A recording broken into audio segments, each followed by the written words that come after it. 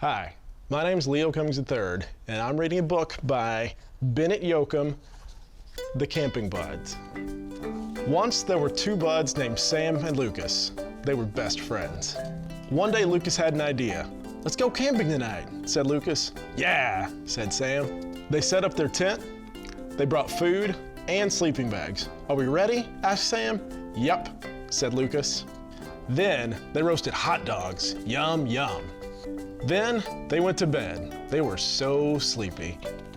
The next day, "Sam, wake up," said Lucas. "Good morning, Lucas," said Sam. "Good morning, Sam," said Lucas. "Was that a good camp?" said Lucas. "Yeah," said Sam. "Let's do that again sometime," said Lucas. "Okay," said Sam. "Bye," said Lucas. "Bye," said Sam.